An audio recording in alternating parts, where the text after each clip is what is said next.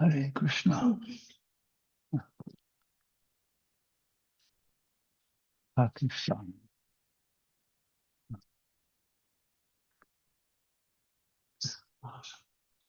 Okay. Yeah. Password? Oh, we got it. Yeah, we asked the neighbor. They had it. Yeah. Okay. Oh, hey, Nava Takura. Doyara Sava. Okay. See, Anantarupa is passing a stool in the temple. Huh? Now he's sitting on it. Hey, what is it? Oh, well, okay. I don't know what Swami is. Yeah. Hare Krishna, Krishna Krishna, Hare Hare, Hare Rama, Rama, Hare Hare. Hare Krishna, Hare Krishna, Hare Krishna, Krishna, Hare Hare, Hare Rama, Hare Rama, Rama, Rama, Hare Hare. 353. But Maharaj, Hare Krishna, Hare Krishna. Shift, how's it go? Shift, Control, Alt, H. Oh, I got it.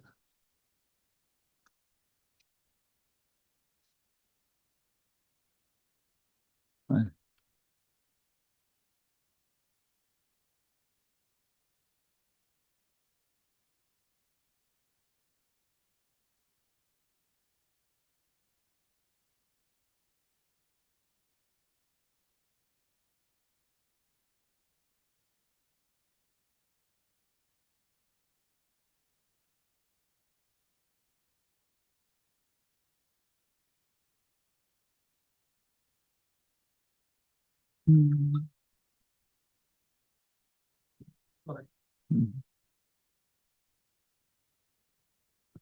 Govindam Adipurusham Namaham Jajami Govindam Adipurusham Namaham Jajami.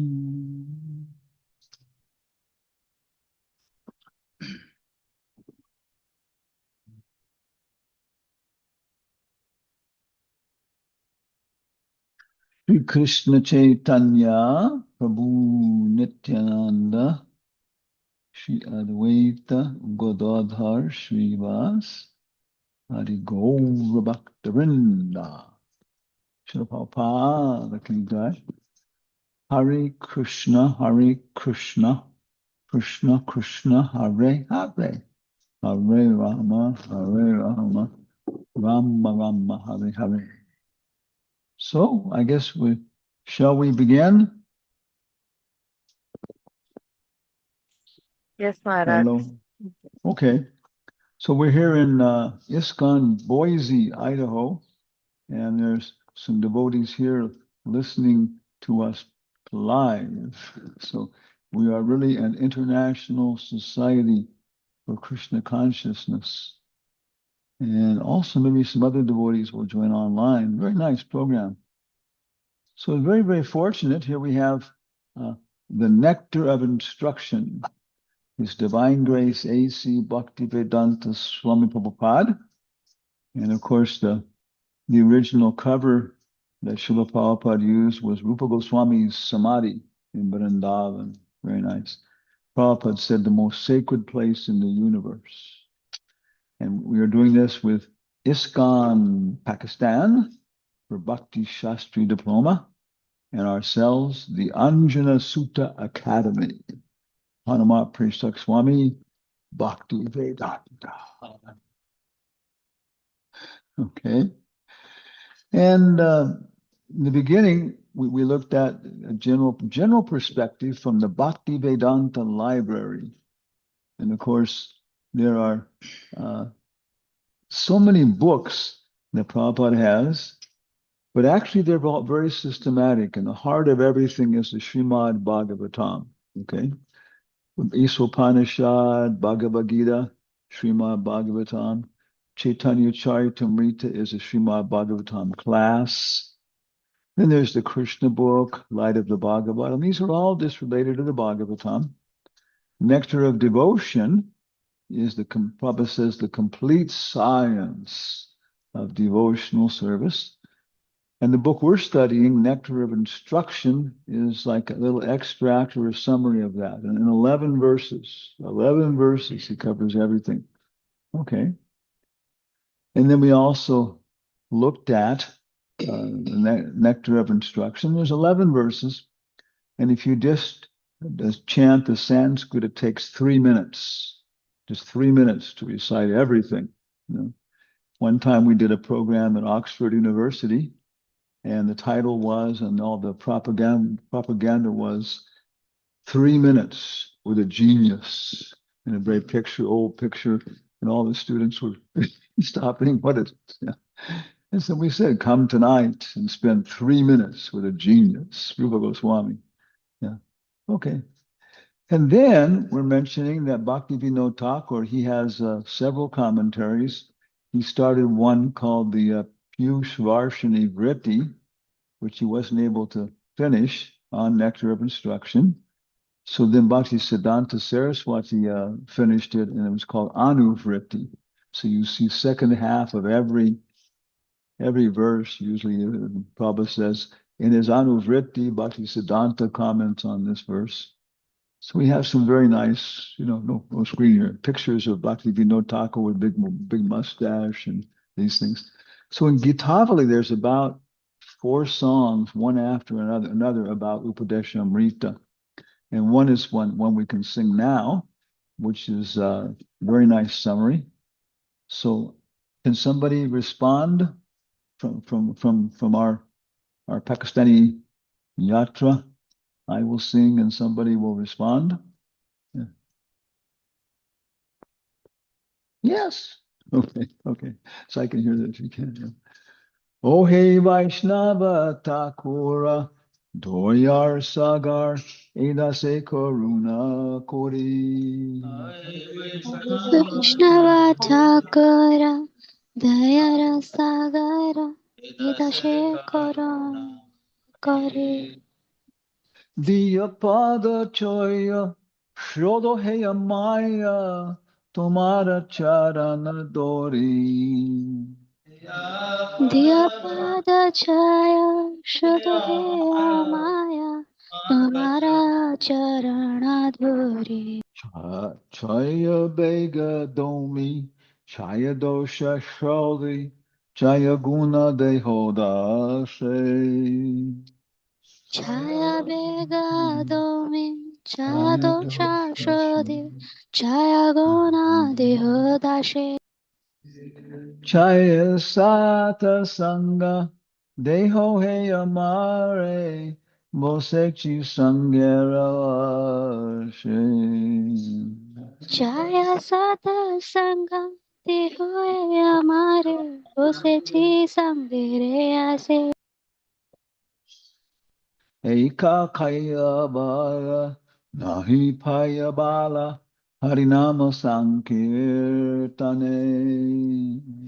Ekaki Amara Nahi Paya Bala Harinama Sankirtane Tume kripa kori Shvadu Bendu Diya Deho Krishna Namadane. Tumi Kirpa Gauri Shradha Diya Deha Krishna Ramadane Oh, Krishna se tomara, Krishna dite paro, tomara shakati oche. Krishna se Tomara Krishna Deta Paro Tomara Shakati Ache Amito Kangala Krishna Krishna Boli Daitava Pache Pache. আমি তো কাঙ্গাল কৃষ্ণ কৃষ্ণ বলে তাই তাওয়া পাছে পাছে. So he's addressing Vaishnava as Thakur, and we explained that this is very elevated title. Prabhupada accepted the title of Prabhupada, but he wouldn't accept the title of Thakur. You know, he said too soon. Yeah, okay. So he's asking for the shelter of the lotus feet. And then we see Chaya Begadomi, Chaya Doshi Shodi, Chaya Guna Dehodase. And of course, you know, six, help me dominate the six pushes. Let me get free from the six bad qualities. Give me the six good qualities. And we're explaining the first, dominating the six pushes. That's the whole process. That's everything right there. You know? And in Nectar of Devotion, it is verse number 1112. 1112. Sarvapadi Vinirmuktam Tat Prat Vinirmalam Rishikesha Rishikena Sevanam Bhakti Ruchate. So again, Upadeshamritas, they're just on the same basis. But it's difficult to control these six pushes. And six things will make it difficult. Chaya dosha shodhi. Six things will make it easy. Chaya de guna dehodasi. Okay. And all these verses are mentioning sadhu sangha to some small degree. So then in verses number 4, 5, and 6, there's a real focus on association. And that's what we're studying this week. Last week we did 1, 2, 3, and this week we're doing 4, 5, 6, and Tuesday we did 4. And that is what does association mean? You know, if I buy something from somebody, am I associating with them? Not really. You know, and that there's just some value given for value received, and there's no, no merit, no pious activity, nothing. It's just empty relationship. Okay. But when I start talking confidentially with people, revealing my mind and asking confidential questions, when I start giving them special gifts or receiving them or exchanging food, right? You know, how was it go? Savidi Parilakshanam. Bhunte Bojayate Chaiva. Dadati. Dadati Prati Grinati. Guyam Akyati Prachati. Bhunte Bojayate Chaiva. Savidi Parilakshanam. So we discussed this on Tuesday. Monday was Snana Yatra for you. It was Snana Yatra for us also in Texas. Yeah. And then yesterday we were flying to come here. We're 1 hour difference here. We'll be here for 2 weeks. Very nice center, very nice. And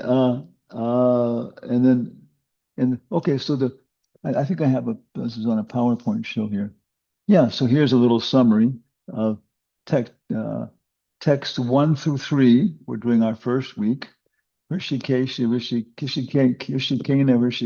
Sevanam. Second week, which is this week, we're doing texts 4 through 6, Sadhu Sangha. And the next week, Monday, Tuesday, Wednesday, we'll do 7 through 11, which is basically we're saying focusing on Vrindavan Dham, how to go there, who lives there, those things. Okay. Yeah. Okay. And so then we had text number 1, Vacho Vegam, Manasa Krodha Vegam. Text number 2, Achahara Prayasha Cha. Utsahan Nishchaya Daryat. Okay. And then 4, 5, 6. So we can chant these all together. I'll chant here, and you just keep your microphone closed, and we'll all chant together. 1, 2, 3. Dadati pratagrinati guyam akyati prichyati bhunte bojayate chaiva sadvidam pratilakshanam krishneti yasya giritam manasadriyeta dikshasti che pranata bhishcha bhajantam isham krushushvaya bhajana vignyam anya Nindari sunya hridam ipsita sangalabdya dristai swabhava janataya vapusascha doshai na prakritat swamiha bhakta janasya pasyat gangam basam na kulu bhuda pena pankaya Hamadavatamapagachati Niradharmayi. Okay. So again, text number 4 is explaining how do we associate? What is association? And of course, all these verses, 1, 2, 3, 4, 5, 6, you'll find them in the Bible, you'll find them in the Quran, you'll find them in Chanakya Pandit. And Prabhupada even says, we saw that in text number 4. He says these 6 kinds of exchanges are not just for devotees. And he describes how a businessman, he'll organize a meeting in a hotel, they'll exchange some gifts, they'll have some special food, and then they'll start talking about maybe starting some business, who's going to be helping, who's going to be competition, you know. Okay. But then today we'll see Prabhupada's talking about how to apply these with devotees. And to our perspective, this is one of the most important verses in the whole book. They're all so important, you know. But I know when I was a devotee in San Francisco, there were so many problems with other devotees bouncing off each other and everything else, and coming and going, and big competition. And we just bought 6. We bought a temple, this was Miracle on Stewart Street. It was our temple president bought a lot, which was 6 city lots, right, in Berkeley, California, San Francisco, California, with no real plan on paying for it and everything else. It was unbelievable. And the neighbors were putting banners across the street, Krishna's go home. It was and I joined the temple at that time. And simultaneously, so many things, So when this book came out, right now I'm coming back, I'm remembering standing right in front of the temple reading, oh, there are different kinds of devotees, and you have to have a different relationship with them. You got to understand this.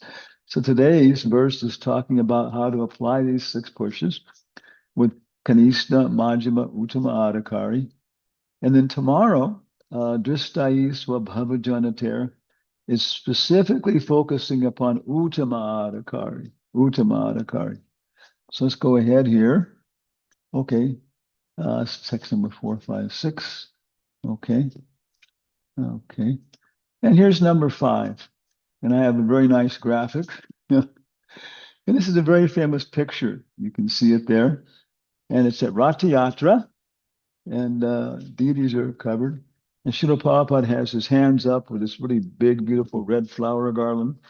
And you can see devotees jumping up around him.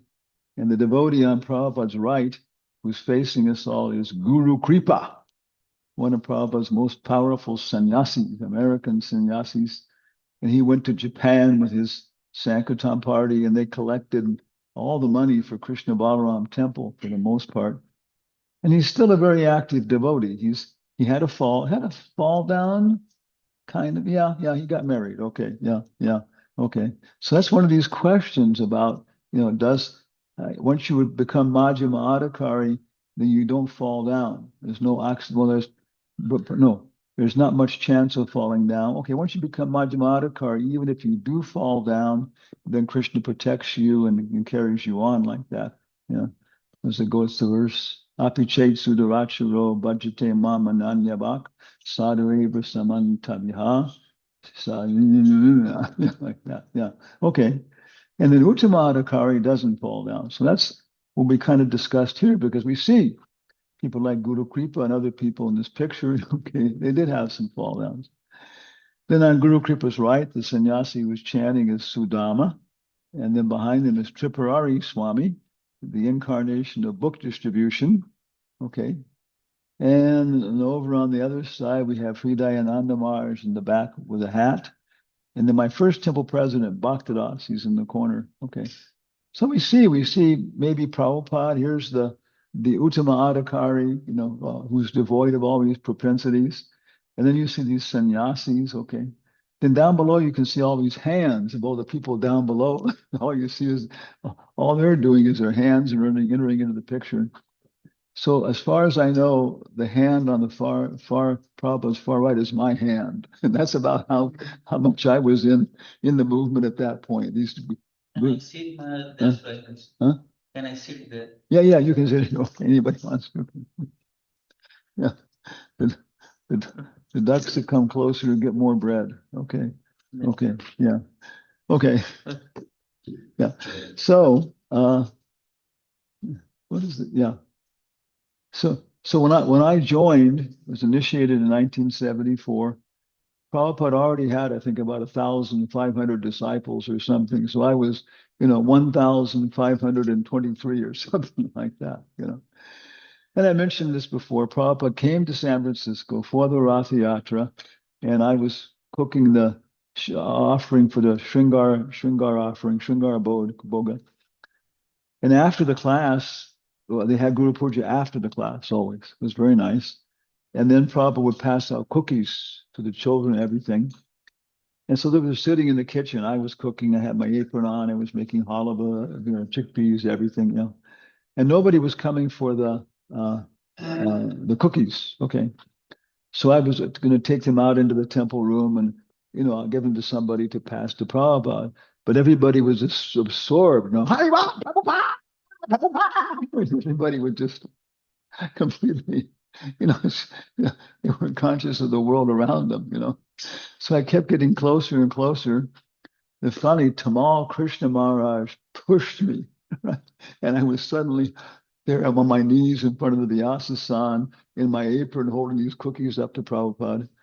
And to me, Prabhupada was kind of like a combination of Mahavishnu and Yamaraj. It was like I was afraid fire was going to come from his eyes and destroy me. And you're you're you're stealing Maha Prasad. Oh yes, I'm doing okay. Yeah. So that was one of the maybe two direct services I had an opportunity to do to Prabhupada, and it was because my senior god brother pushed me. Right? Yeah. So this is very instructive. I like this picture because it really kind of shows, there are different kinds of devotees. We're in different relationship. And this picture, Prabhupada is in the center. Everything's there. Krishneti yasya giritam manasadriye dikshasti che panatavischa bhajantam isham shushraya bhajana vigyam ananya anya nindari shunya hridam sita sangalavja. One should mentally honor the devotee who chants the holy name of Lord Krishna. One should offer humble obeisances to the devotee who has undergone spiritual initiation, diksha, and is engaged in worshiping the deity. One should associate with and faithfully serve that pure devotee who is advanced in undeviating ananyabhak, undeviated devotional service. Okay? And whose heart is completely devoid of the propensity to criticize others. Okay? And now then we can go to the database.io. There it is, okay? And I have it very tiny. Okay, I guess hope you can still see my screen. Now, if we go up to the little gear thing here, we can change the font size. Okay. And is that big enough? Is it okay? Hello, Pakistan. Yes, Prabhuji. Yes. Yes, Okay. Prabhuji. Okay. Okay. So this is very, very nice. Again, I commented that the Prahlad Nrsinga, he does this database.io. He's from Czech Republic, our disciple. Yeah. Okay. Oh, this is number 6. Okay. I need to go back to number 5. So on top, all I got to do is go over here and go 5. Okay. Tomorrow is 6. Okay. Hare Krishna, Hare Krishna. Okay. Okay. One should mentally honor. Okay. Yeah. And the purport, as you see many times in the first paragraph of his purports, Prabhupada will just basically repeat the text, like that, the comment. Okay. Of course, this is Bhakti Shastri.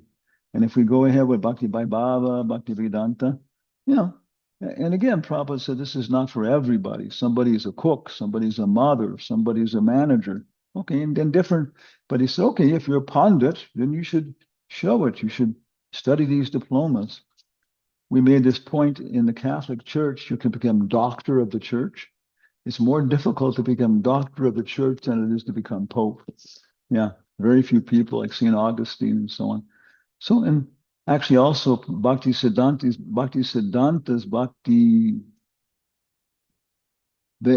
I call it? Bhakti Shastri diploma was like a PhD, the Prabhupada adjusted.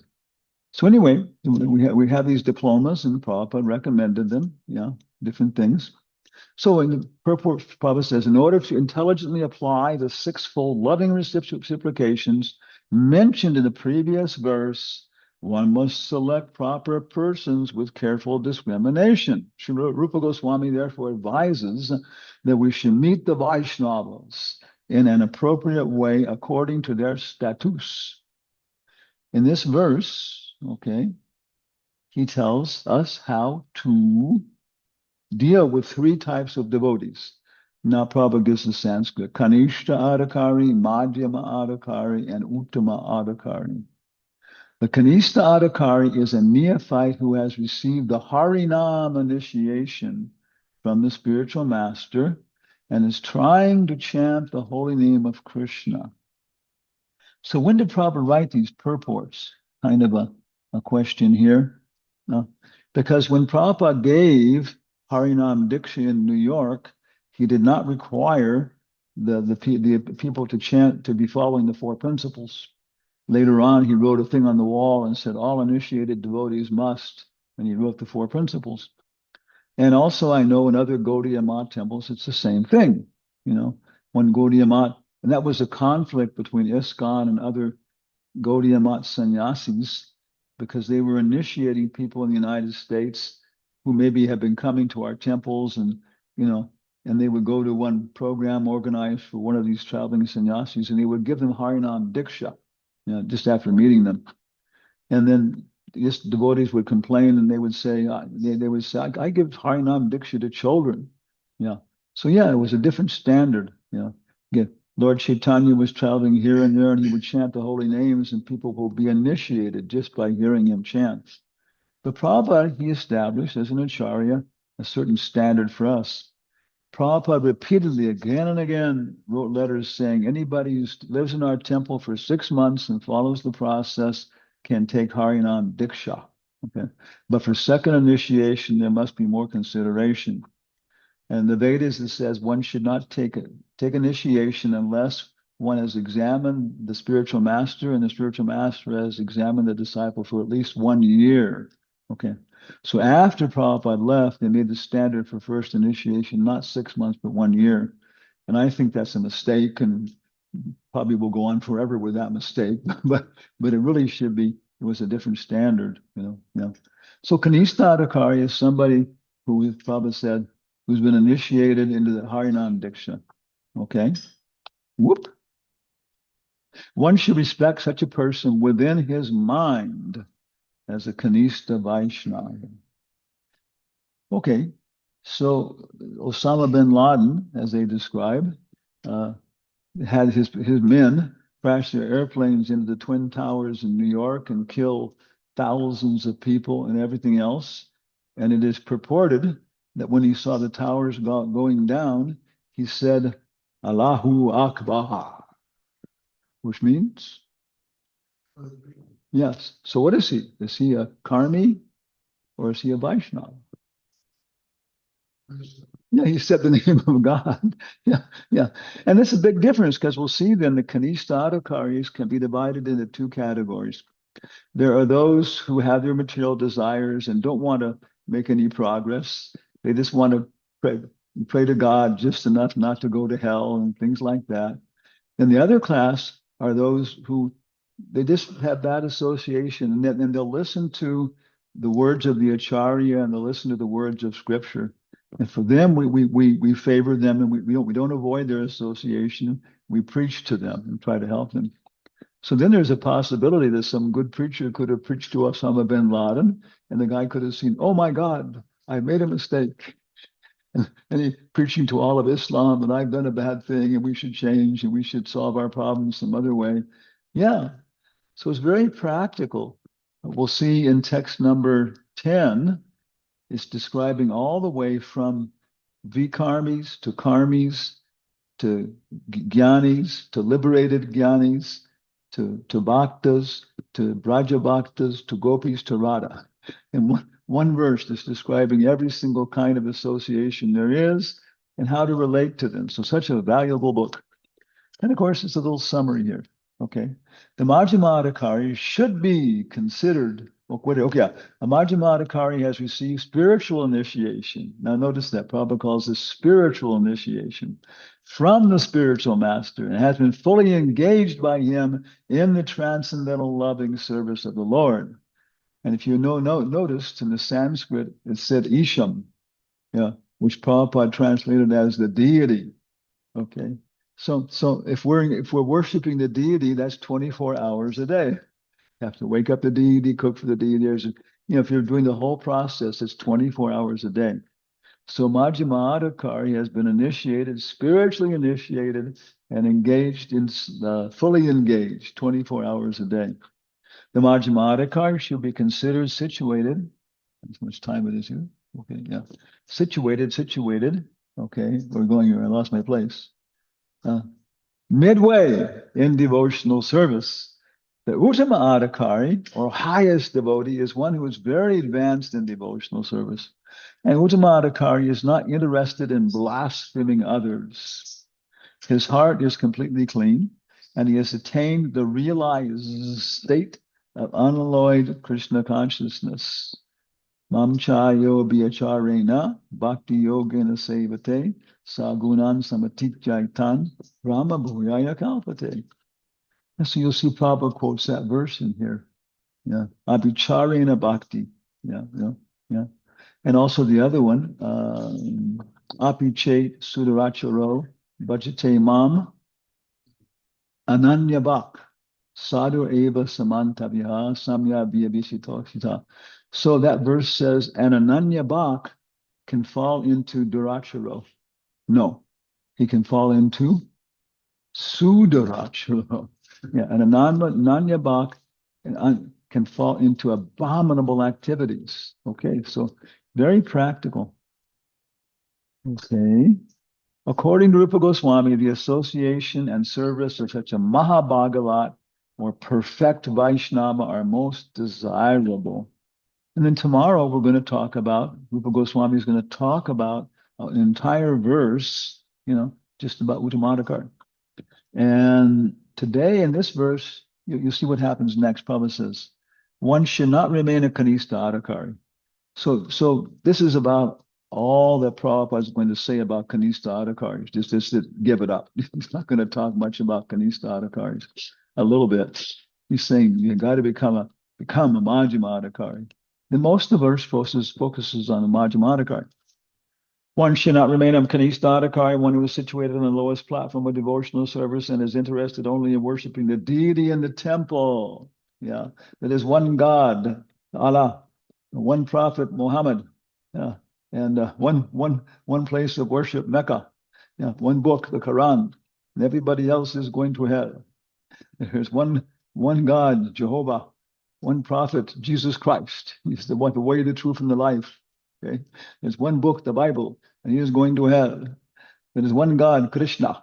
There is one book, the Bhagavad Gita as it is, and one prophet, A.C. Bhaktivedanta Swami, and everybody else are dirty karmis. Or else we even get it worse. There is one guru, one successor of Prabhupada only. Vishnupad, Haripad, somebody pod. Okay. So this is Kanista Adhikari. It's because Prabhupada was, okay, Tamal Krishna Maharaj told me that Prabhupada said over and over and over again for his entire last year, my number one preaching program is preaching to the scientists. Scientific preaching is my number one preaching program.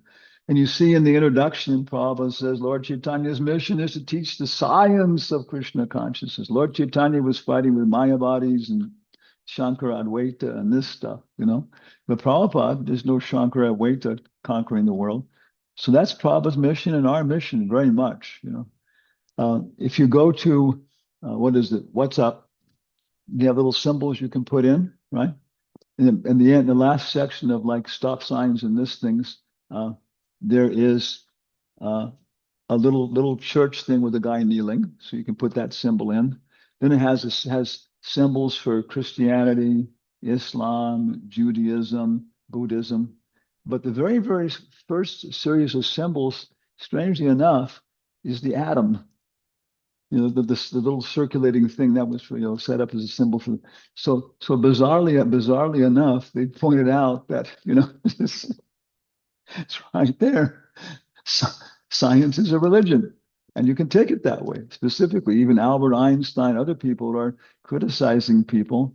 He says when you try to use science to explain happiness, distress, all these things, he said that is not science. That is scientism. Yeah. So there are kanistadakaris in every possible thing. Yeah. But here specifically religious is on the lowest platform, only worshiping his deity in his temple. And then in Bhagavatam, Prabhupada gives 11.247. Who is that talking to who? Like we explained, if you follow all these links, you'll come to essential citations. A person who is very faithfully engaged in the worship of the deity in the temple, but who does not know how to behave towards devotees or people in general, is called a prakrita bhakta or kanista adhikari. 11.247. One therefore has to raise himself to the position from the position of Gunista Adhikari to the platform of Madhyama Adhikari. The Madhyama Adhikari is described in Srimad Bhagavatam 11.246. Okay, so you notice this is the verse before, that verse. Ishvare tadadineshu valiksheshu dvi satsu cha. Okay, and again, these are all super essential verses. The Madhyamadhikari is a devotee who worships the supreme personality of Godhead as the highest object of love, makes friends with the Lord's devotees, is merciful to the ignorant, and avoids the envious by nature. Now, maybe you remember that this was Prabhupada quoted this in the last paragraph of the last verse, text. So this is this. We love God.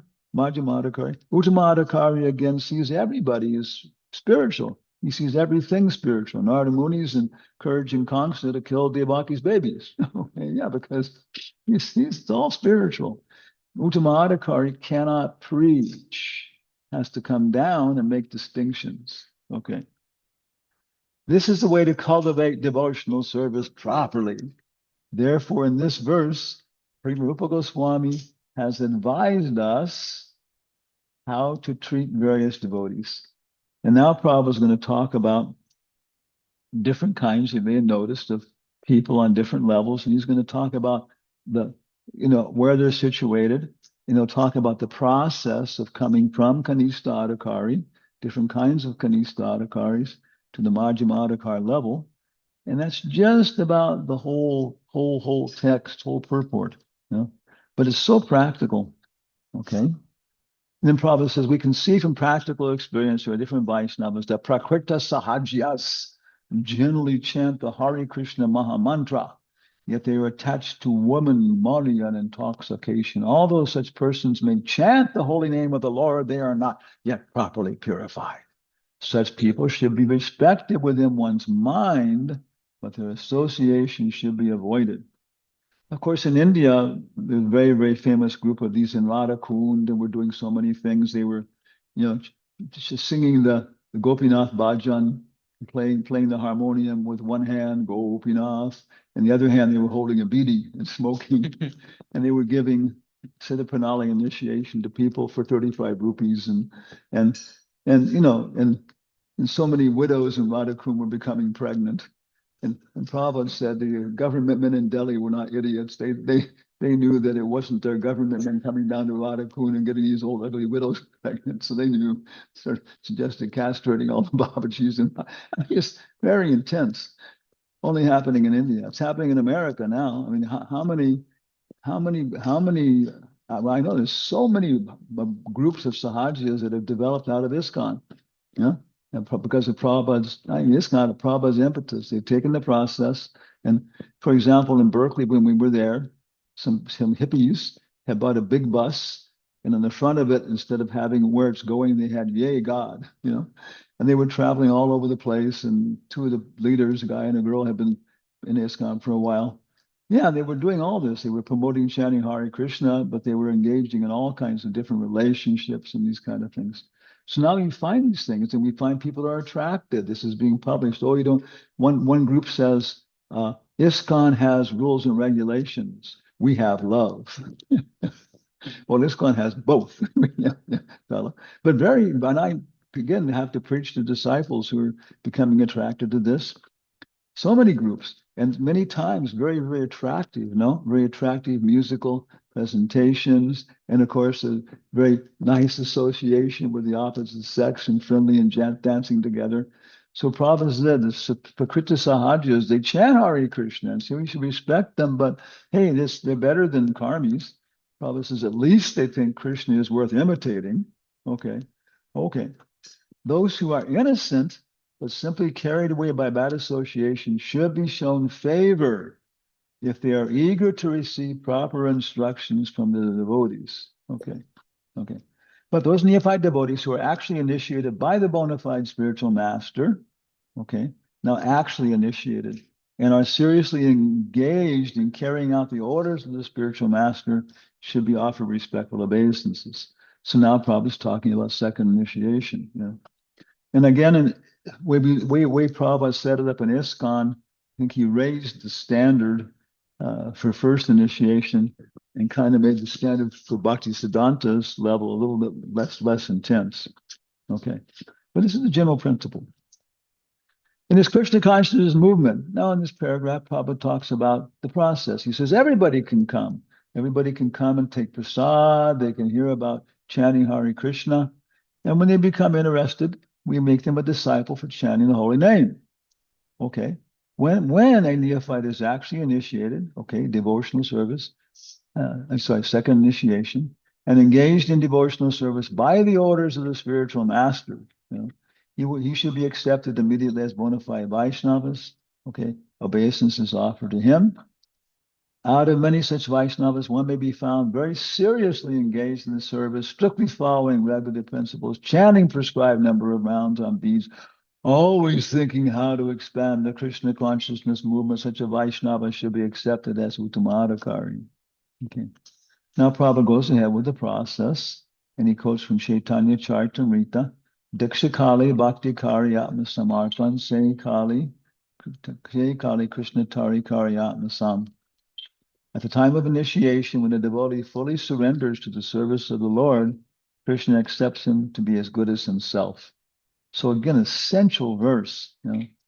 Prabhupada makes this point that Rupa Goswami says that when you enter into the fire sacrifice, we're going to have a fire sacrifice here, but two weeks from now, 10 days from now, we're going to have a human sacrifice. Hope somebody's qualified to do it.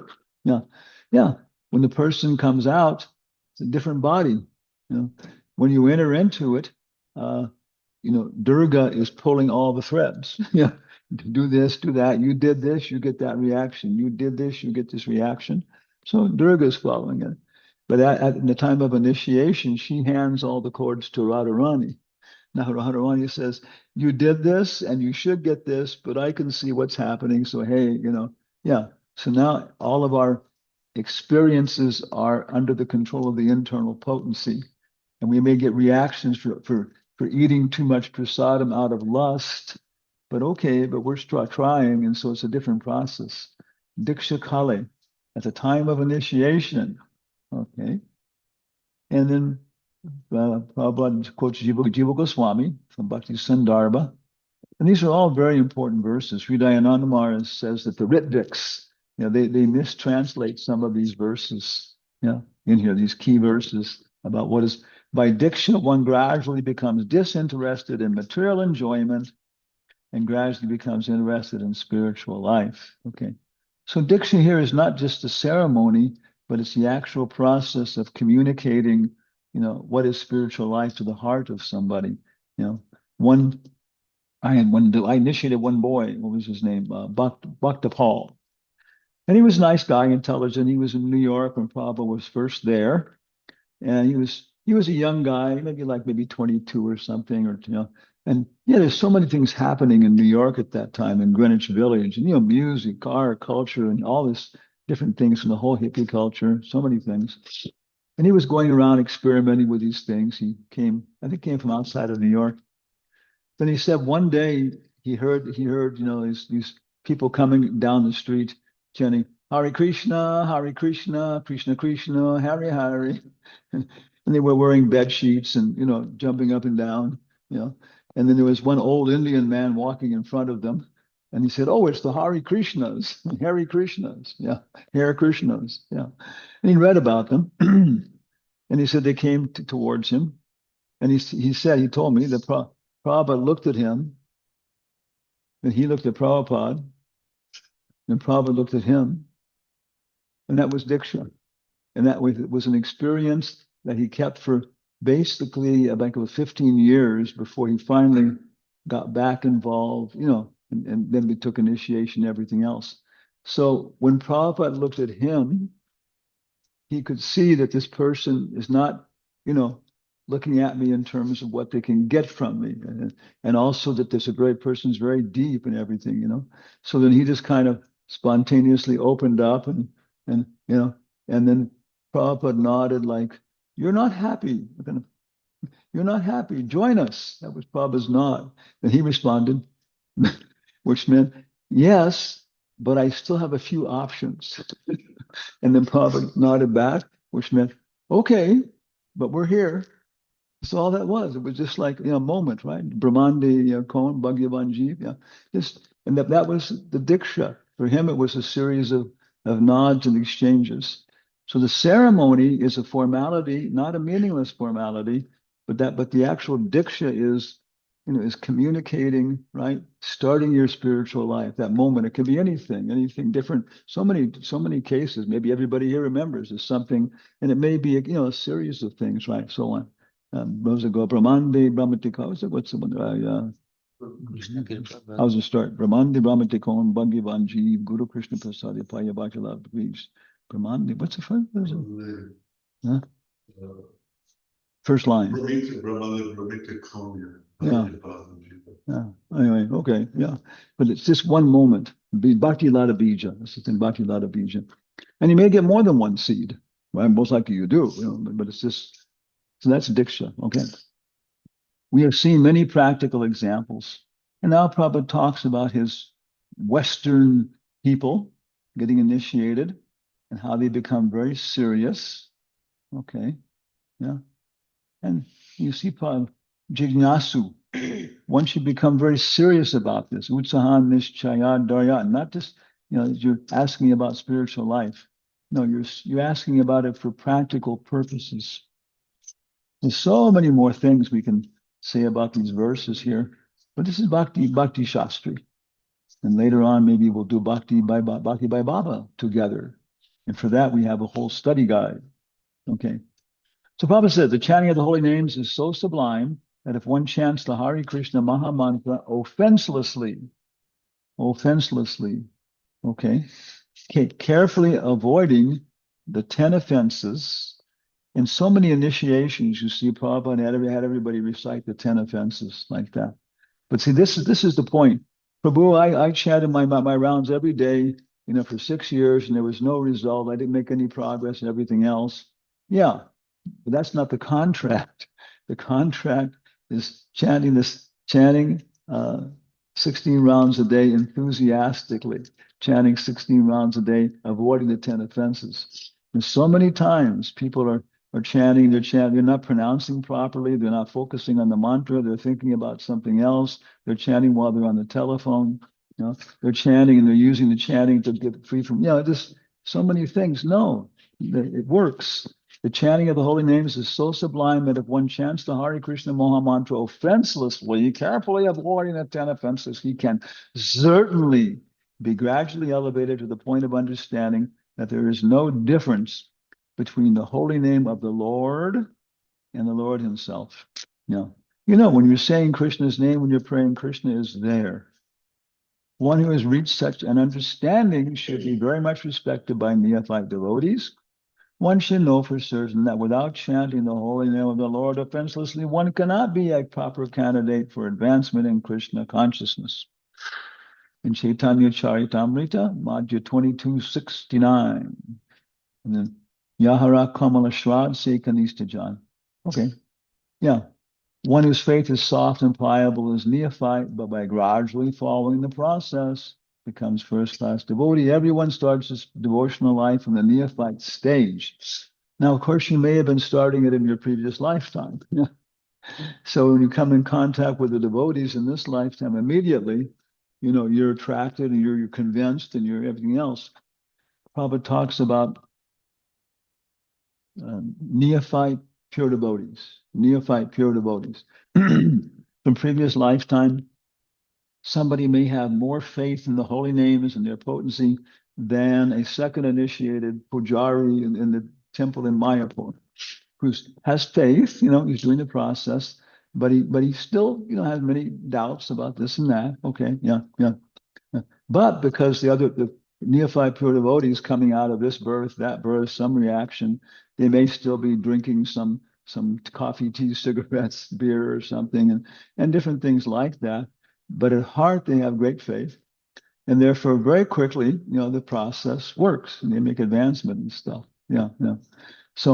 So everyone begins devotional life in the neophyte stage. And again, but it may have happened in your previous lifetime.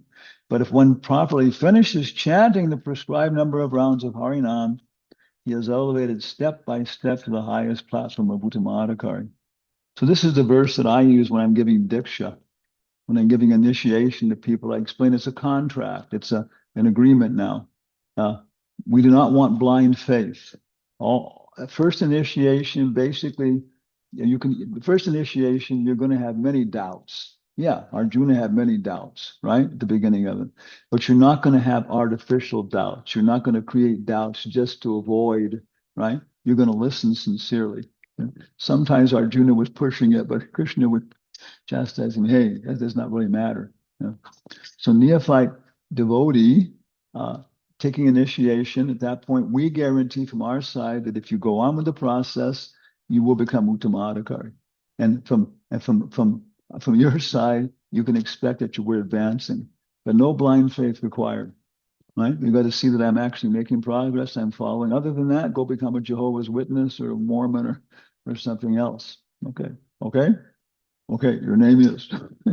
Yeah. Okay. The Krishna consciousness movement prescribes 16 rounds daily because people in Western countries cannot concentrate for a long period on their beads.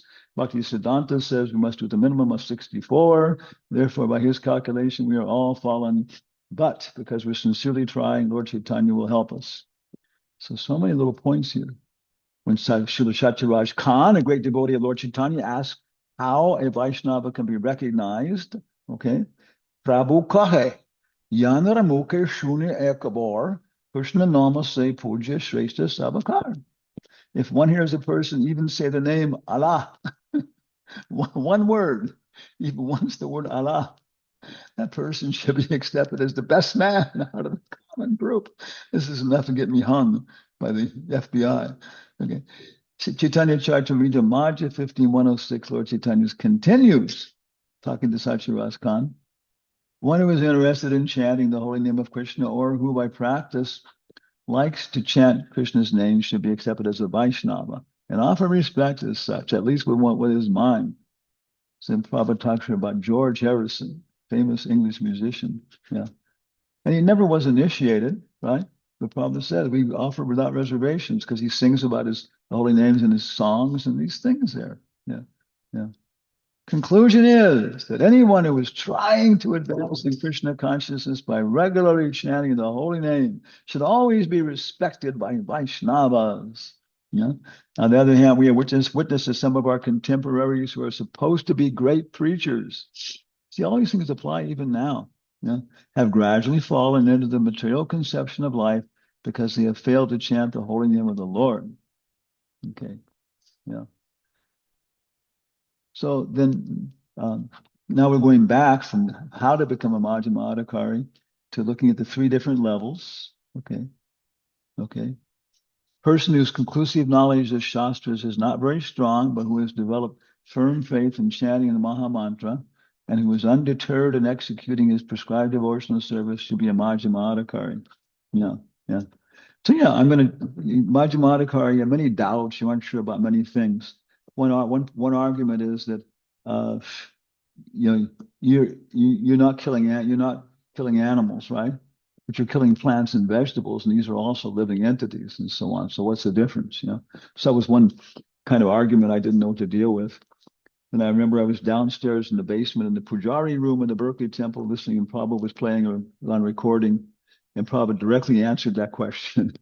And he said, yes, it is true. But he said, it is like you. You don't eat children, right? A child is the same as a cow, but you don't eat children. Well, no, I don't. Yeah. Because you see, there's a difference, so on. And so the same way, there's a difference between killing a plant and an animal than there is in killing an animal. Sorry, a plant and an animal.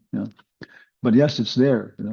And in previous ages, the priests could do animal sacrifices and human sacrifices, but now our priests are only qualified to do potato sacrifices. Okay, right? Yeah, but yeah, that's our point.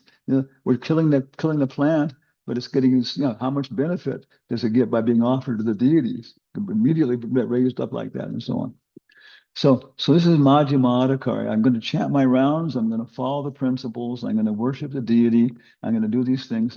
And yeah, I have so many doubts, and I don't understand all the scriptures so well, perfectly like that. I haven't developed a good, logic about how to put it together, and so it connects up in every situation. But I'm convinced that this process works.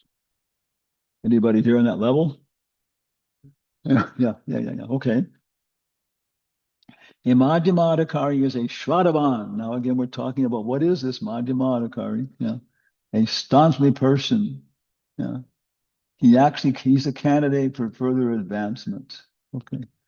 And then it says one is classified as Kanista, Madhyama, Uddhava in terms of Shraddha. Ado Shraddha, Sadhu Sangha, Bhajana Kriya. Basically, it's all Shraddha.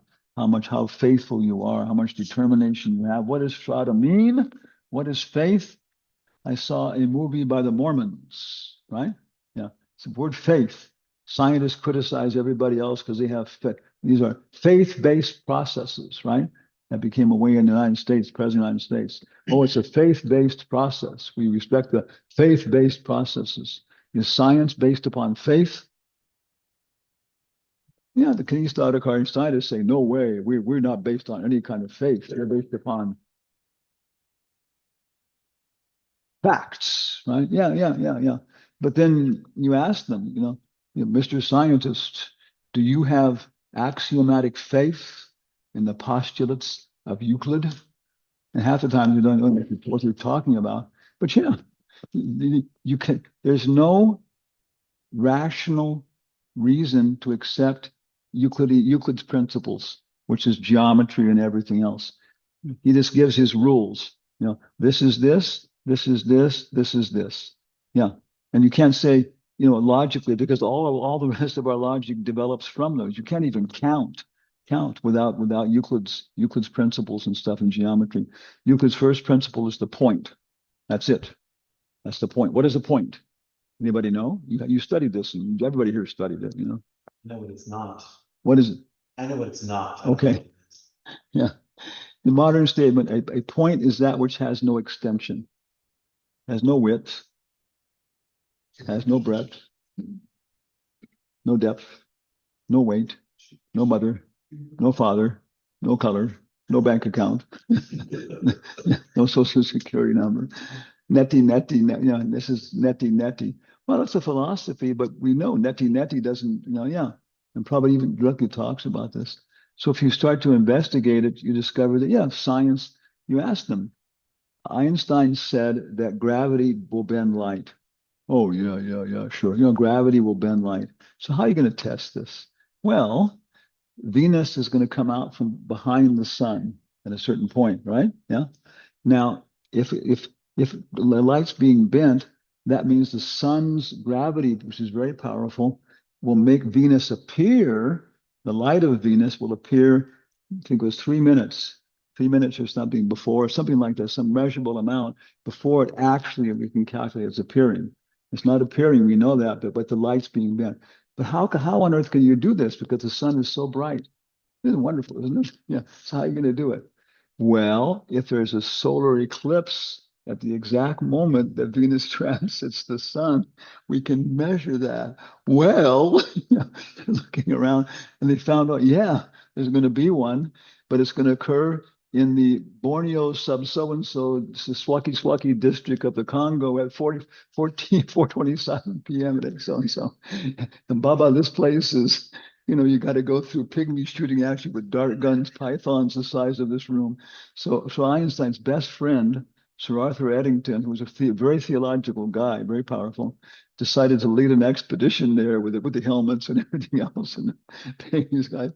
And yeah, exactly the amount of time when it was happening, Venus appeared, the light appeared before, and they proved, okay. Did he have faith? He had faith, right? He had faith that this is correct. Yeah. So it's a very important thing that all of our course is based upon faith. I saw a Mormon movie after Jesus left. One guy didn't believe he was still there. It was called Doubting Thomas. And they were telling him, you have to have faith. You have to have blind faith. 434 purport Prabhupada says is condemned.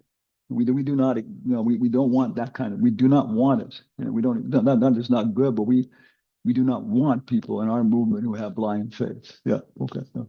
So what is it? And here's a definition. Of course, these are all definitions that are used fundamentally everywhere. I'll see if I can do it. My eyes closed now. Shraddha Shabde Vishvas Kahi Sudvidadoinis Joy Krishna Bhakti Koili Sarva Karma Krita Hoy. Bhakti Vedanta. Shraddha Shabde, this word, right? Vishvas Kohi Sudvidadoinis Joy. By rendering service to Krishna, one automatically performs all subsidiary activities. This is faith. Faith means that you believe that just by serving Krishna, everything else will automatically be taken care of. Okay. This confident, firm faith, favorable to the discharge of devotional service, is called Shraddha. Okay. Okay. So he says it's the beginning of Krishna consciousness, but it's actually as it develops, that's how we define each stage, Kanishta, Madhyama, Uttama. Now, Prabhupada gives a very interesting example of faith. Faith in what? Huh? Faith in the Bhagavad Gita. Yeah, so it's a very nice, practical example. Yeah. And he goes on. Yeah. Because so many people, many people, they believe some of the Gita, they don't believe other parts and this and that. Yeah, yeah. Sarvam eta vritan manye yam mam vadasi keshava. Yeah, yeah. And Prabhupada says, especially faith in which verse? 1066. That's it, right? Is it? Yeah. Yeah. 1866. My God. I lost control of my thing here. Yeah. Sarva Dharman Parityaja. That's the most quoted verse that Prabhupada, right? I think it's, yeah. So that's faith. Yeah. Okay. When one fully engages in chanting the Hare Krishna Mahamantra, he gradually realizes his own spiritual identity. Okay. So faith in the Bhagavad Gita, faith in chanting. Yeah. Hari Guru Vaishnava. Bhagavad Gita. Yeah, that's our faith. What do we believe in? We believe in Hari. What do you believe? We believe in Hari. We believe in God. Do you believe in God? Yes, sir. I believe in God. Hari. We believe in great acharyas. Hari Guru. We believe in Vaishnavas, association of devotees, and Bhagavata Gita. Bhagavatam and Srimad and the Bhagavad Gita. Yeah, we believe in God, acharyas, association of devotees, the Bhagavatam and the Gita. One time we were doing a program in Peru, big, powerful interfaith dialogue. And one guy was a Sufi, Muslim, and did a very nice presentation. And then I asked him, how important is the association of devotees in Sufi tradition. And he was shocked. It was like, my God, somebody was actually listening to my, to my presentation, and actually somebody, knows what's going on here. My God. But he said, like very earnestly, he said, in Sufi tradition, you advance on two legs: the mercy of God and the association of devotees. Yeah. So, yes, yeah, chanting Hare Krishna and, well, what is called respecting the Bhagavad Gita. Okay, we go on here. Okay, and so Prabhupada gives, so many things. You're all reading the text and everything else, and you see again that it's talking about prasad. Using the tongue, chant Hare Krishna, take prasad. So it's a very simple process, very clear. Asad Prabhupada's giving so many nice details and reinforcing the same ideas again and again. So when Maya attacks us, we won't eat the boga. We'll only take prasad. Yeah. And how is your life developing? Do you find yourself becoming uninterested in anything but being a full-time devotee and preaching and finding ways to spread Krishna consciousness? When you're at work at Hewlett Packard, are you thinking about sneaky ways to use Hewlett Packard's photocopy machine? I heard that Hewlett Packard had a sign next to the photocopy machine long ago, and it said, "We know that many of our members, are photocopying stuff for their church or their club or different groups like that, and we endorse this, but please limit it to." And then people were reciprocating that. Okay, we can understand. Okay, yeah. So, yeah, this is common. Business is not going to satisfy you. It's necessary, but it's not going to doing business and stuff. Being a Kshatriya, okay, Kshatriya have their mottos, right? They tattoo them on their arms, right? What is one Kshatriya motto? What are the things the Kshatriyas say? No, Huh? no person left behind. Huh? No person left behind. No. None of you, no one left behind from your team. Okay, yeah, nobody left behind. Nobody left Yeah, that's one of them. Yeah. behind. Another one is death before dishonor. Another one is kill them all, and let God sort them out. When the Bodhi changed that to send them all back to Godhead, let the gopis sort them out. Yeah, it's just, what's another one? Live short and leave a good look. Yeah, that's the one I was thinking of too. Yeah. Live fast, Fast. die young, and have a good-looking corpse. Yeah, yeah, but this Prabhupada says Kshatriya has an intuitive idea that there's, something there, but it's not that clear. But if you're a Brahmin, then you just, scientifically. So Kshatriyas need protection from Brahmins, from different kinds of fear and attachment of these things. Yeah. Okay. What are we doing here? Okay. Yeah. Somehow or other. Okay. Yeah. So yeah, this is Uttamadhikar. Whatever position you're in, you just find more. You start seeing this. You have no interest in these things. You're just losing your interest before, and you thought this was great, and maybe this was the best thing in life. But now it's just, how can I, join this Hare Krishna movement? What can I do? How can I participate? And again, we can do it from whatever position we're actually in. Okay, I think I'm coming to the end of this verse now. In this verse, Rupa Goswami advises the devotee to be intelligent enough to distinguish between the Kanista Adhikari, Majjhima Adhikari, and Uttama Adhikari. Okay, this is very important. Prabhu, I don't know anything. I just took initiation from Hari Kirtan Pod or whoever, No, we see that in ISKCON, our society. The people, they don't. I don't. Oh boy, I mean, just recently, somebody told me, "Oh, all of you ISKCON gurus know your intimate relationship with Krishna and Goloka." Yeah, I don't know. Yeah, when Prabhupada left, this is very practical now. This helps so much in terms of dealing with the problems that we faced when in ISKCON. When Prabhupada left, again, there was so much confusion. And Prabhupada says in the story of, what's his name, Paranjana becomes a woman. This is he becomes a woman, he marries a king. Okay, the king dies. And then Prabhupada says this is exactly what happens when a very powerful acharya leaves. There's so much confusion every time it happens. After Jesus left Muhammad, you see they split. Always it happens. Okay, you know. And he said, but the senior disciples of the Acharya work and then reestablish things, and so it goes on like that and so on. So exactly what happened when Prabhupada left. And Prabhupada was pushing all of us to become Brahmins and actually learn stuff and read stuff and know stuff. Yeah? It wasn't that he created a few charismatic leaders and everybody was supposed to follow them. No, he wanted everybody to know the culture, the philosophy, everything else. So I remember when so many problems, after Prabhupada left, then Hridayanandamar. So I had been a devotee. I was like 27 years old. I've been a devotee for like 6 years or something. And suddenly, we had to deal with all these things. All these problems were going on, and we just began to solve them. And I think I asked Atreya Rishi kind of who was responsible for all this, and he said, Prabhu, all of us, because different people were, supporting and all this kind of stuff, and certain people were leaders and big deviators, but they were because they were being supported. So Prabhupada, right? So okay, what does it mean? It means we all have to become just like Prabhupada was, right? We're going to imitate his example. Yeah. And so, but Prabhupada was a Sampradaya Acharya. His name goes on the list, with Narottam Das Thakur, Rupa Goswami, Vishwanath Chakravarti. Yeah. So, yeah. So then everybody had to have a pod name, right? Remember, what are some of the pod names now? Tirthapad. Huh? Tirthapad.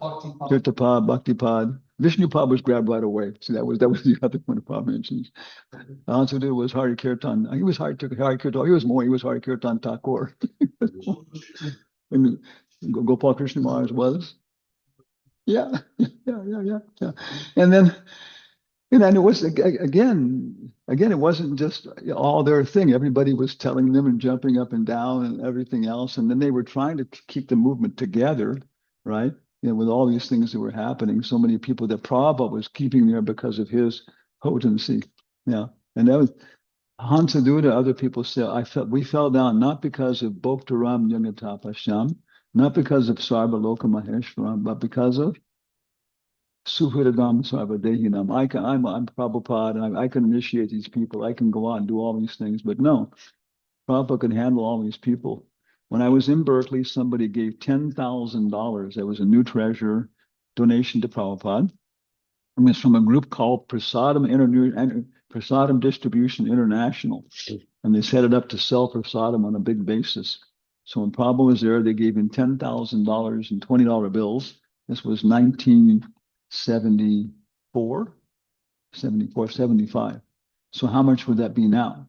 How much would $10,000 in 1975 be in 2025? 100,000? More than that, probably. At least 10 to 1, right? At least $100,000. If somebody came in and Antarup, here's. So it depends on the inflation rate, right? I looked into that. Yeah. And surprisingly, in the US, like 10,000 could become 20,000, 30,000, but Only that much. Only 300%. depends on the inflation rate. When I left college, gasoline was 30 cents a gallon. How much is it now a gallon? That's $4. So that's. But gas is like one portion of the. I know, but it's pretty typical. You kind of, yeah. But anyway, that $10,000 at that time was, a substantial sum of money. And so then Jayatirtha told Prabhupada, I heard, people who are confidentially involved with them know that they're making a lot of this money from selling drugs and this kind of stuff too, and so do you want to accept the money? Oh no. How much reaction do they get free from by your accepting it? And Prabhupada said 100% this time. He said, but we would tell them I will not accept it again. We do not need that kind of money. Yeah, so very interesting how Prabhupada dealt with it and so on. Yeah. And also his potency to do that. So that was the point that after Prabhupada left, that people were trying to understand what does it mean to be guru. And it will go on here and explain that. different levels, people become guru and so on, what their responsibilities are, So very practical verses. Everybody had to be a Hari Kirtan Prad. Everybody had to be all these things. When they came together one time, they had Vyasasan built for everybody, the new Vyasasans. It was a whole process and stuff. And then many problems were happening, many reactions, and these verses and stuff were giving so much practical guidance. Not too long ago, I remember before Jayapataka Maharshi himself was still good then. I mean, you still wasn't have to have machines and stuff. It was in Peru. And I asked him to be an acharya in the class. I said, to be an acharya in ISKCON, do you have to be an acharya with a big A or as a little a? Okay. And he said, it's up to Krishna whether you have big A or little a. But he said, yeah, in ISKCON, you can be an acharya, initiate people, do these things. And it doesn't have to be, big A. Yeah. So yeah, we can be gurus in ISKCON and these things, right? Initiate. Yeah. But understanding our position. The public talks about it more here. Srila Bhaktivinoda Thakur has given some practical hints to the effect that an Uttamadarkarya Vaishnava can be recognized by his ability to convert many fallen souls to Vaishnavism. Okay. One should not become a spiritual master unless he has attained the platform of Uttama Adhikari. A neophyte Vaishnava or a Vaishnava situated on the intermediate platform can also accept disciples. Okay. A neophyte Vaishnava. This is somebody who may be still taking alcohol and drinking, but they're chanting, right? Yeah. They're Kanista, they have Harinam Diksha. They can also accept disciples, but such disciples must be on the same platform. Yeah. And it should be understood that they cannot advance very worlds towards the ultimate goal of life under insufficient guidance. I'm specifically thinking about Dr. Bill W. And he was alcoholic, and then pretty much did pretty well. But I think every few years and something, stress or something, he would have problems. So he never took initiation. But so many people he sent to the temples and stuff. So many people say he told them. So he was giving instructions from his level. They're his disciples. Like go to the temple. He was Papadharshika Guru. Yeah. And then he told him, I can't tell you how to do this. I haven't solved it yet, but I can see these people have done it and everything else. So yeah, somebody can accept disciples, can neophyte, and a Madhyamadhikari can accept disciples and they can come to his level. But Madhyamadhikari goes all the way from Bhajana Kriya up to Asaktis, yeah? So you can be very advanced Madhyamadhikari, chanting everything else, can be in Raganuga Bhakti, or can just be chanting and following. Basically, Madhyamadhikari can, they can give second initiation to people, right? You should be at least on that level yourself, and then okay, you can do it because you understand your relationship with your acharya. That's what I'm doing. I understand, who's a Diksha guru? Well, how are you looking at Diksha? If we're looking at it some perspective, it's Prabhupada. He's the person who's doing this and so on. Yeah. But another perspective, yeah. Prabhupada says Diksha guru is that person who initiates according to the rituals. Okay. Yeah, doing that. Yeah. But no Diksha. Anyway, it goes on and on here. Complicated.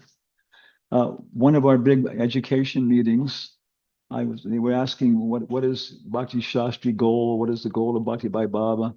Then I said, typical Hanumat Presaka Swami fashion. I said, at Bhakti Shastri, you should be able to defend yourself from deviations. Okay. Bhakti Bhai Baba, you should be able to defend other people from deviations.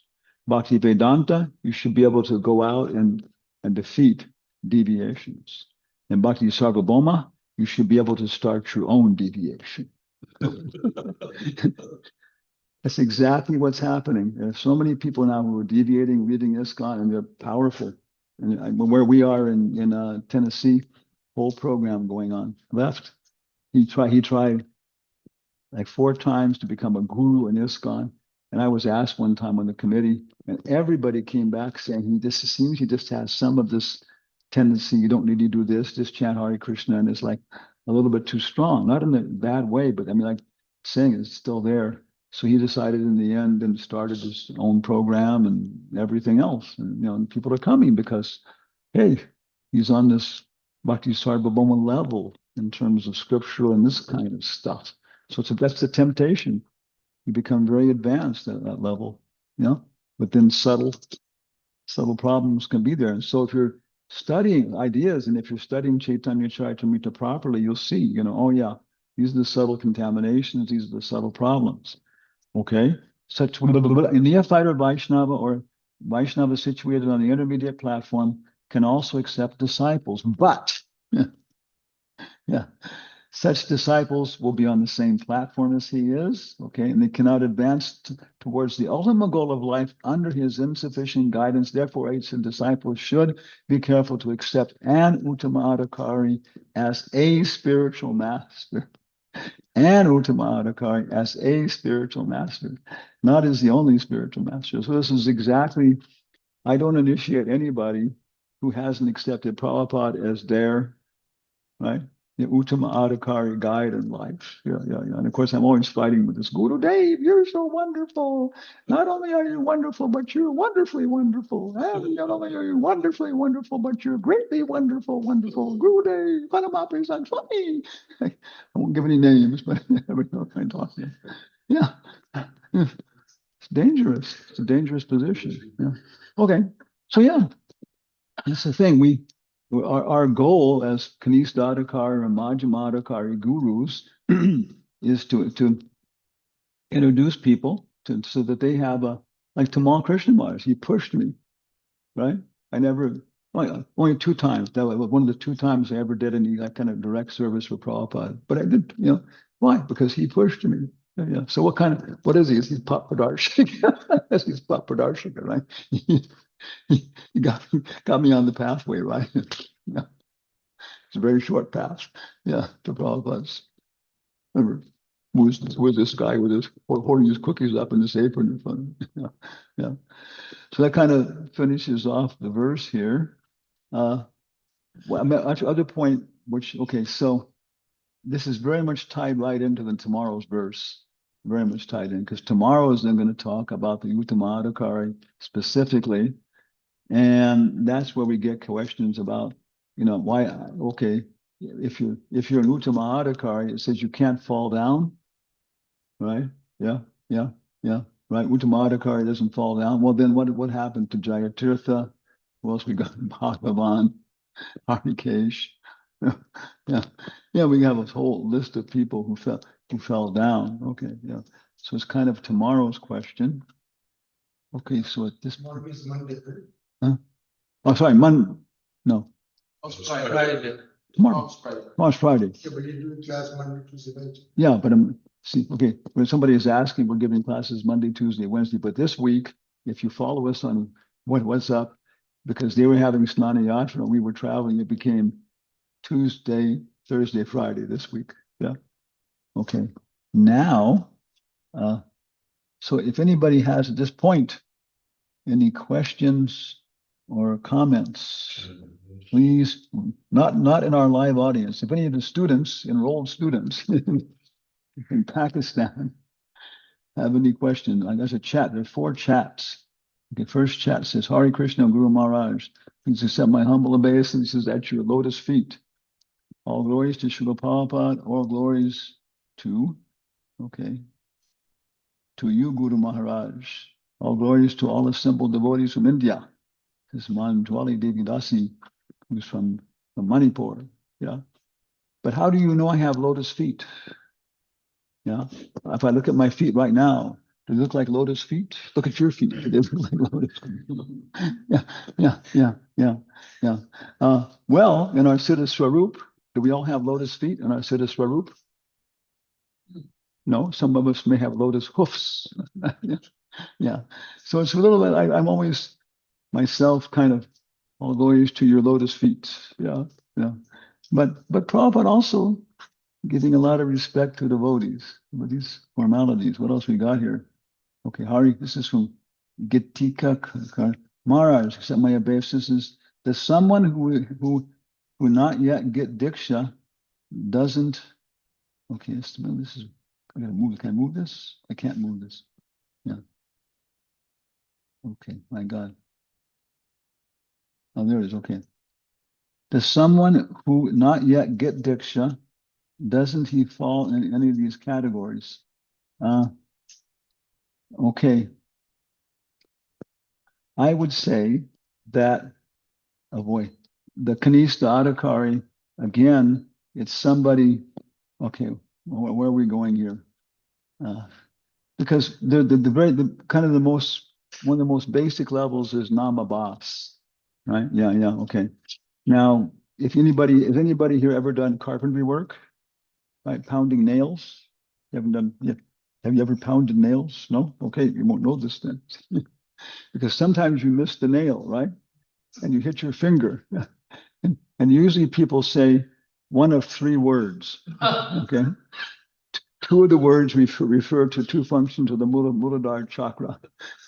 Oh, yeah. And another word is God damn it. Yeah. And so this is Namavas. Yeah. Somebody takes shelter of the name. The name is so powerful that it can pull you out of that pain. And also, or else you can try and hide in the completely lower chakras. And also, so then right away, as you see this person's on a Namabas level. And it seems that, that they have had Harinam Diksha to some degree because they've come in contact with the name of God from some source like that, and it has meaning and potency. If you're going to some places like Russia or China, they won't have contact with God, the name of God, but it's pretty universal. Yeah. How do you say God in Russian language? Bog. Bog. Yeah. And it goes back before any written traditions. Yeah. And they have three deities that are very, very old and look very much like Jagannath, Baldev, and Subhadra. It comes down through folk songs. Yeah. Russian folk songs. There was no writing until Orthodox Christianity got there. Yeah. In the same way in China, right? Yeah. So they have the name of Buddha indirectly. So that's what I would understand. I don't know. It's a very good question. Yeah. But it would seem that anybody who who can says the name of God with some understanding within the heart. Prabhupada says, Prabhupada says anybody who takes human birth has some appreciation that there is a supreme controller. Dogs, cats, whatever, cockroaches, okay. But even human birth, because some human births are very primitive, Naradama, Maya Pratyajnana. So yeah, some human beings are born in situations where they barely dress themselves at all. They have this like very sophisticated animals. You can make a very smooth transition between monkeys to people. Chimpanzees form groups. They elect captains. They do these things. They can learn. Elephants can learn up to 400 words. That's quite a few words. Maybe I don't know how many businessmen. There's business English, right? Business English. You cannot talk about emotions or this kind of stuff. It's actually designed for a certain function. Yeah. So there is a very smooth, transition between. And even though you have a human form, it's saying Naradama, that these people are, they're very, very low nature. And you don't see them from our civilized place, but in Manipur, places like this barely wear clothes, but they have traditions, they follow things, they have their groups, they fight each other, carry on like that. Yeah. So anybody who takes a human birth, when I was married, my son, when he was maybe 3 years old or something like that, and he asked, "Who made the animals?" And I was thinking about some answer from evolution, but then I was just becoming a devotee. And so I said, "Oh, some guy named Brahma." And he accepted it completely. It was a very, somebody made his lunch, somebody made houses. Yeah, so yeah, just as a human being, you appreciate, there must be somebody behind these things. So, and then somehow or other you come in contact with the holy names through some source. Confucius, who else? Thomas. Many people, they don't talk about God directly, but they talk about divinity. They talk about transcendence. Yeah. The Greek mythology, Zeus says, above all you demigods, says, I'm more powerful than all you guys. Zeus, Jupiter says. Yeah, he says, but above me there is destiny. Destiny. Yeah. So that's why Bhagavad Gita and everything else talks about these different indirect pathways and stuff. You know, we're fortunate because Christianity is spread all over the world, right? It's the biggest religion, everything else, and it gives a basic idea, you know, that there's somebody in charge like that and so on. So I'm maybe on the extreme end of Kanista Adhikari, you know, any human being. Yeah, yeah.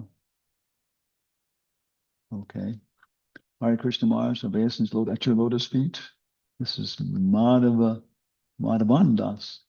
My question was that how can be categorized between devotee and non-devotee, because okay, someone can be a devotee from outside, but a non-devotee inside. Yes, yes, yes, yes.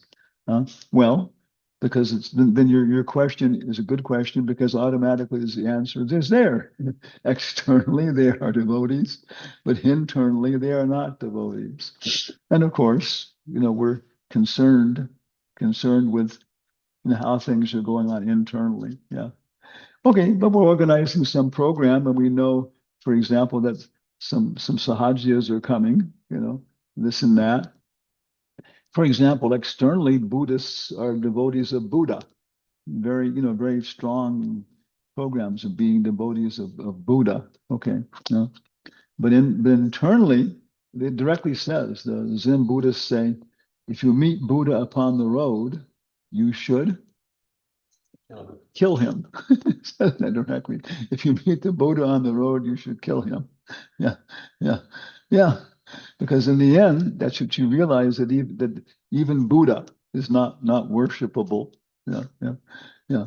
I'm controlling my mind and controlling my senses, but why? Because I will become God. I will become God and becoming humble. But at least we know, we go to programs many times, interfaith dialogues, and we know that the Buddhists are not going to create externally a problem. They're not going to start drinking and yelling and doing all these things. Externally, they will act like nice devotees of Buddha. Yeah, yeah, yeah, yeah, yeah. So yeah, it's exactly what you're saying. Okay. And sometimes we cannot recognize a devotee. So how can we recognize them and categorize them?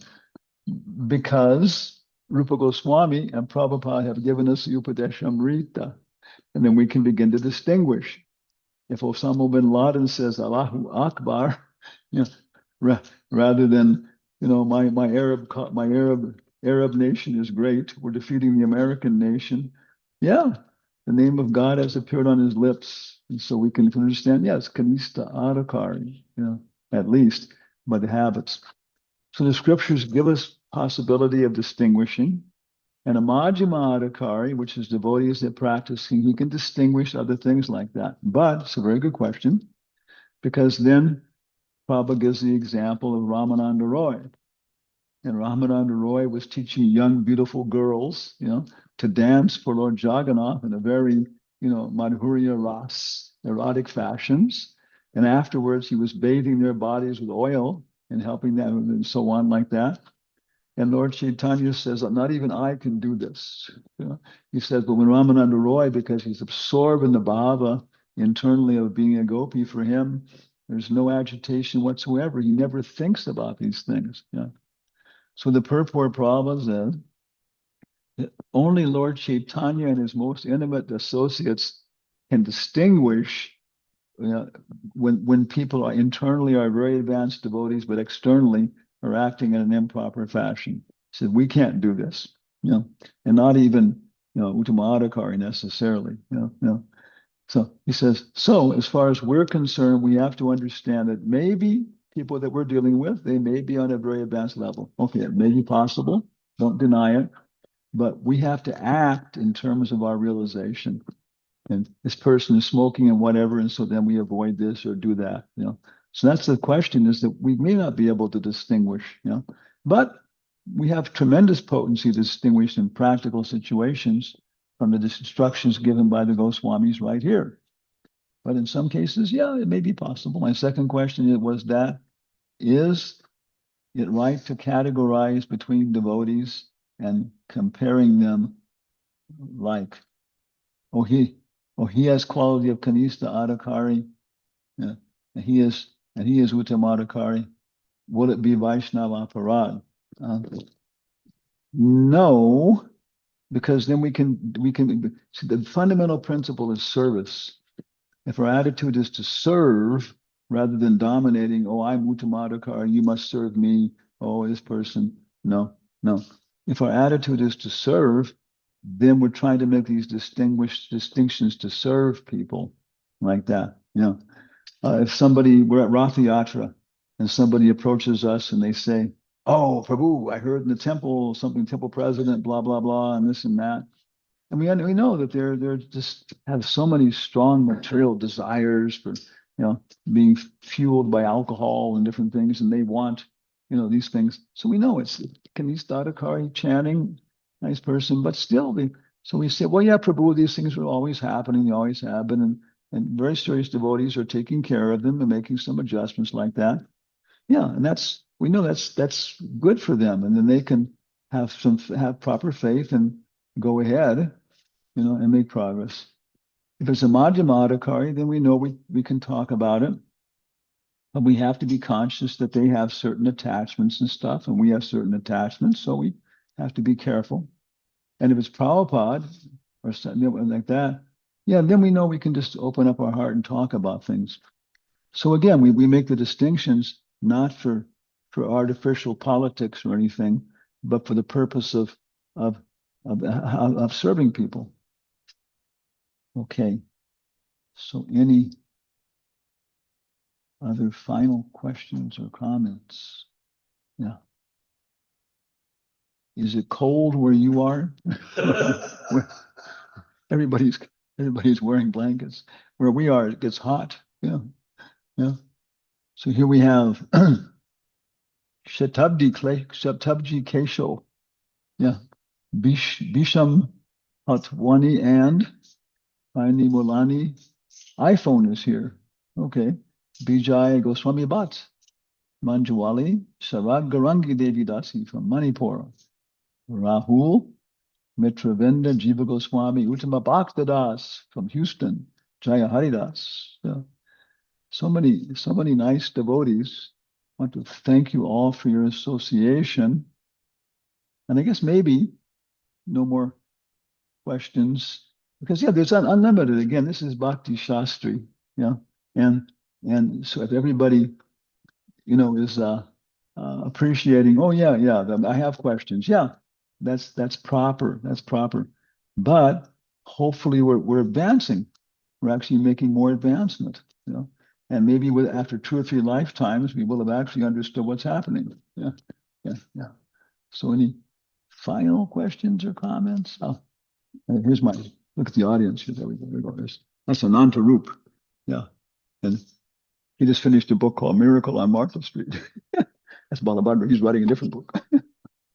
Everybody here is writing their own book now. Miracle on Martha Street, or something like that. Something on Martha Street, about 14, 15. Taxes on Martha Street. The government on Martha Street. Yeah. Cats and dogs on Martha Street. Raccoons. Somebody else said raccoons on Martha Street, right? The whole story. Yes, okay. Hare Krishna Maharaj, I want to ask, where are you from? Where are you now in the world? In which A part? little bit loud. Wait, just let me turn the volume up here. Okay. Okay, yes. I'm saying, in which part of the world you are right now? In which part of the world am I right now? I am in a place called Boise, Idaho. And it's what? Boy, California is the Pacific time zone. Then you go 1 hour over, it becomes Mountain time zone. And so it's a very, very, very nice place up in the mountains. Has fresh air and water and rivers and not too many people. And it's a very, very strong Mormon influence here. I understand that many years ago, Coca-Cola, they put up a big advertisement on the street, and it showed a bunch of boys and girls on the beach dancing to the fire and drinking Coca-Cola. So the Mormon church called all the other churches and they went and saw the Coca-Cola company and they told them, you're not going to get any friends with that advertisement. So 2 days later, they had a Coca-Cola advertisement that showed a family sitting around a table together drinking Coca-Cola. So it's a very, very, very nice place. You know, it has good atmosphere and a good place for cultivating. So we'll be here for 2 weeks. Yeah. And then we'll be traveling some more. Okay. Hari. Okay. Okay. Thank you all very Hari much. Krishna Hare Maharaj. Krishna. We'll see. Tomorrow we'll hear about the Uttamadhikari. And can the Uttamadhikari fall down? Okay. Hare Krishna. Hari Krishna Maharaj. Hare Krishna Maharaj.